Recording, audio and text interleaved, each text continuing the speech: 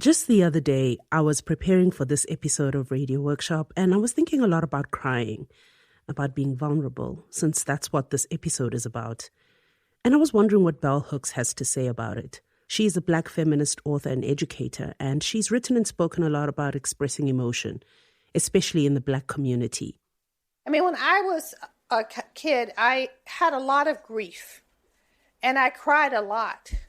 And my whole family would shame me, and I was called Miss White Girl. And, you can imagine, I just thought, what is wrong with me? I just cry all the time. Hooks is talking at the New School in New York City as part of a discussion they titled Moving from Pain to Power. And she makes a simple point. What we are taught growing up never leaves us. The adults in our lives are like superheroes. We depend on them, and rightly so. They teach us how to tie our shoelaces and brush our teeth, but most importantly, how to be emotional in the world, or too often, not to be emotional. But then I was thinking about how, as Black people, people of color, we're told again and again not to be vulnerable. Vulnerability is seen as, oh no, that will get you killed. That's the truth. Well, at least for many of us who are Black. It certainly is for my friend Smangele Mathebula, who I call Sma because we are close like that. Sma says she's been thinking a lot about what it means to be vulnerable, with her children in particular. In fact, Sma told me she's having to unlearn what she was taught about vulnerability. Like many of us, Sma was raised to be a strong Black woman, someone who takes life's punches right in the face. Like that old proverb, "Mosadi o tshwara thipa ka bogaleng," meaning a woman grabs a knife by the blade. But Sma's now 36 and has 2 daughters. She doesn't want her children to hold in their emotions like she learned to. She often nudges her teenage daughter to write in her journal and talk freely about her emotions. Thing is, Sma finds it hard to follow her own advice to open up to others. It doesn't come easy, and she often wonders if she's showing up in the right way. In this episode, Sma checks in with her 17-year-old daughter about expressing emotions, sharing feelings, and yes, crying. I'm Lesedi Mogwatle. This is Radio Workshop.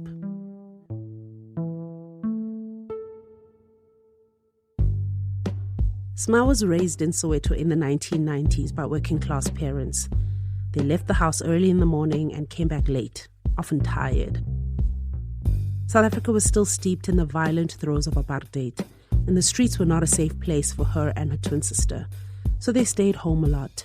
They learned to be independent and to not ask too much of their parents. So we always listened to my dad's records and stuff. And he had headphones, like 2 pairs of headphones. And it was those radios where you could put in the headphone and just have this experience by yourself. So that's what we did a lot. And we did a lot of writing, a lot of creating. It went as far as making clothes. And we know when you're young, you're making clothes, you're making booty shorts, turning jeans into mini skirts and things like that. But my mom didn't really understand it. And she was like, no. When Sma describes her parents, she says her father was the minister of fun. He was available and supportive of their creative flares, which left her mom with the job of cracking the whip as the minister of discipline. She wanted us to always see her in that role. I'm your mother. I will fight for you. I will do things for you. I'm cooking for you. I'm cleaning. Sma's mother, Irene, was a strong, no-nonsense woman. And even though Sma says she did see her mom cry, it was often for something outside the home, maybe when someone died or when she heard a song or something on TV that would make her tear up. There wasn't a vulnerability that her and I shared that said, okay, I'm opening up this space. This is our moment. This is about us. Let's feel together. I don't think she stopped long enough for any of that, to be honest. In that kind of context that is deprived, you do long for closeness, you long for nurture and touch. But also you learn not to anymore, which is still something I'm grappling with.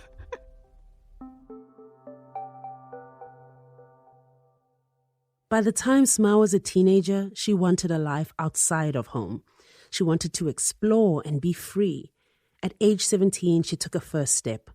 Sma went to university, but in that same year, she fell pregnant.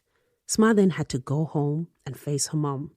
Sma wanted to keep the baby, but Irene didn't think it was a good idea. She was concerned about Sma's future and worried about her being a young mother and not finishing with school.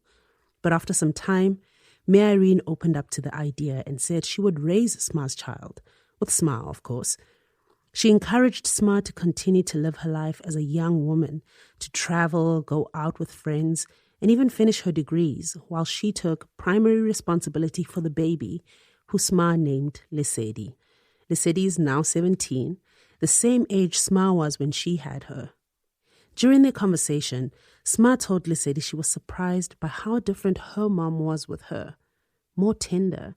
It was a side of her mom she'd never really seen. Yeah, maybe Lesedi, speak about how you remember her. She was very soft to me, unlike you and your sisters. I was like a little egg. She took really good care of me. She was, I don't know, I'd say, I spent more time with her than you, obviously, because you were at work or at school. She was just a continual, solid presence in my life. Sma, on the other hand, had become the busy mom. At one point, she had 3 jobs to make sure she could provide for Lesedi. What did it mean to be mothered by her for you? What did it mean? Or how did it feel like? If there's any, she was your mother. Okay, like whenever maybe I'd come back from school, and then she'd ask like, how was your day? And then I would explain and go into detail. And then she'd like interact with me like I'm her friend, and she's like, oh, mang, okay, da, da, da. And then like my mom doesn't do that. I just come up to you and I'm like, this is what happened. And you know what you do? Because you're always tired. You're like, okay, you listen to me, but then you cut me off because you're tired and you're working. So that's what I miss about her, because she always had an ear for me to come and talk to her about school and anything that's happening. So she would know every detail of my life, like everything. Yeah, I think she was already a mother with a lot of experience. I had never done it, and I don't think I had considered what kind of a mother I would love to be. It was just an intuitive journey. That's why I say often to you that she was your mother. Sma says for the most part, the co-mothering dynamic worked well between her and Irene, but sometimes it didn't. They'd fight over how to raise Lesedi. Sometimes Sma would say, no, don't do that, and Irene would step in and say, leave the child alone. Sma felt she owed her mom for everything she'd done for them, so she would only push it so far. She learned to just defer to Irene. She'd tell Lesedi, go talk to your mom, even when deep down she wanted to have the last word, to be the mom. Then Sma had an opportunity to leave Johannesburg for a job in Cape Town. This would be her chance, she thought, her chance to be Lesedi's mother, full time. So when we finally moved to Cape Town, I was like, Freedom. Yeah, it was sad. Very sad for her as well, and for us. I remember when we were leaving. Yeah, all of us were like, oh my God.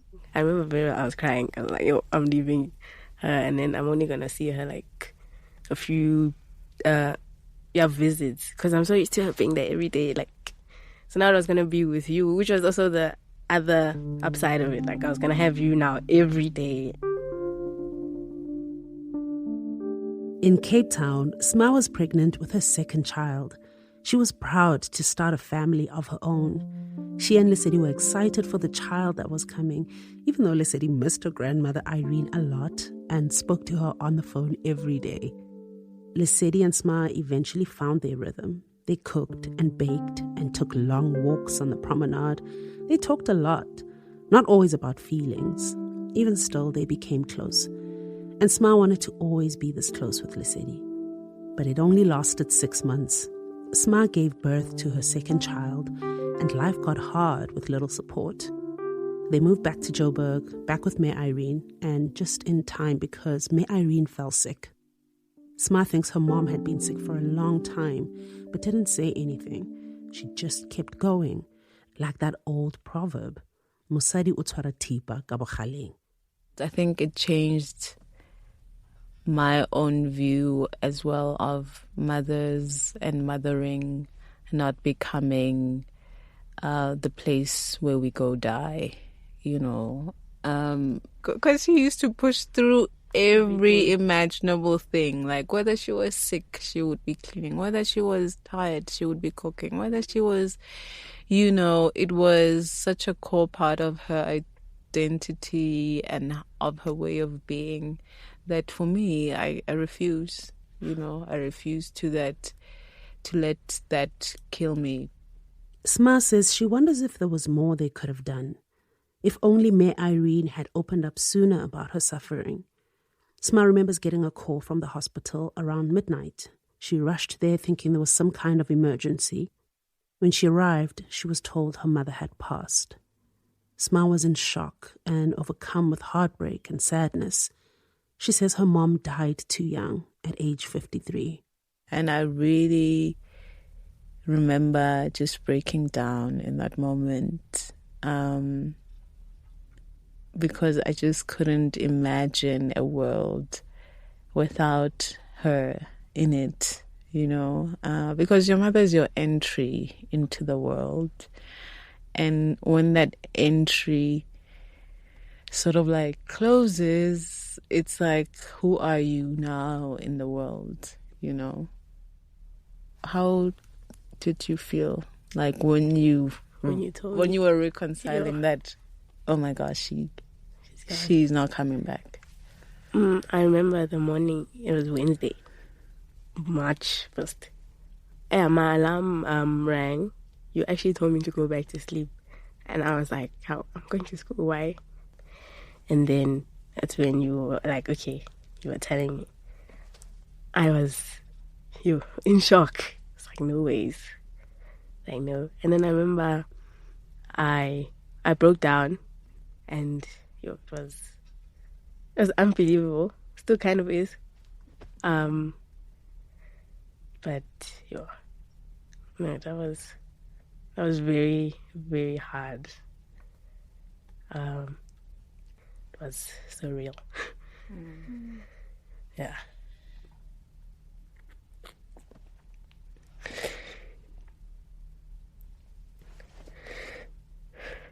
I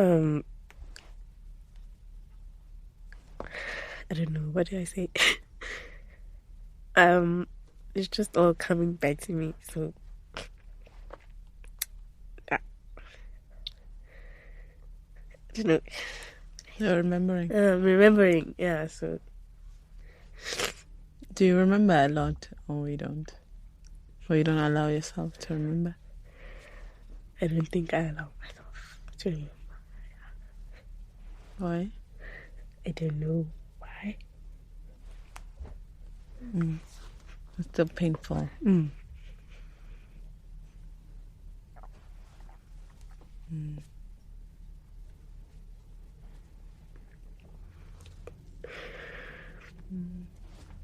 I think I don't block it. It's like I live with it. You know, it's like another person. So I'm not, like, I think I've learned not to be afraid of it because I've had to remake myself, you know, like as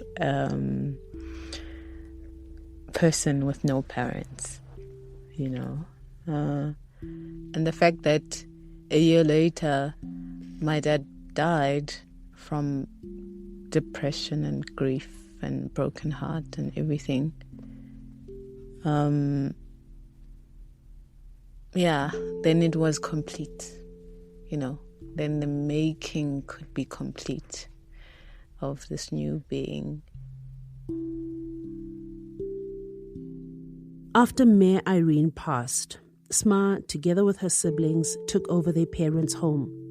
Sma felt the crushing weight of grief, but she had to get on with it and take care of her 2 daughters. There was no time to wallow or tend to all the feelings that were coming up for everyone. Sma reverted to being the strong black woman in order to move on. But Lesedi turns the tables on Sma. She reminds her that things have to change. No more grieving alone. I only saw your tears at around the funeral period. Time, yeah. That's it. When it was a week and a half or 2 max. I saw you cry. But even then it wasn't every day, So it was here and there. So I barely. So I feel like you were trying to be I was busy. Yeah, you were busy besides that. But I never and barely saw you cry. Yeah. Yeah. Only when, obviously, the moment allowed, like you said, you were busy. So, how do you feel about that? I feel like you were, I'm saying, you were trying to be, I don't know, strong. Even though you didn't have to be, you could have just allowed yourself to cry. Right. Well, yes, really. Because that's how I felt then. Yeah, that's how I felt about it. So I didn't really see you a lot of times. Even after, it's always me who's crying. Which is fine. I mean, in the process of getting her sent off physically, I became her, I became her. So I did most of the planning and the everything, I grew up, so that's why you probably didn't see me crying a lot. I cry when you're sleeping. That's when everything comes, in the AMs, because I'm always up. So I'll never come and wake you up and then. So I don't know. You also don't see me. Maybe you'll see when I wake up. I don't know if you notice, when I have puffy eyes. Okay.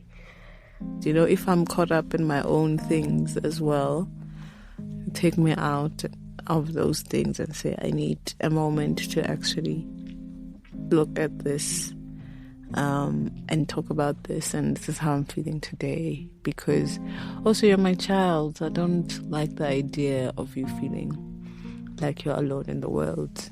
You're not in a home that doesn't make room for you. And if we need to make more room for you, we can.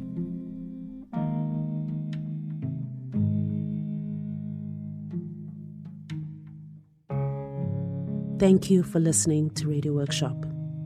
And also a big thank you to Smangele Mathebula and Lesedi Mathebula for showing up so courageously in this episode.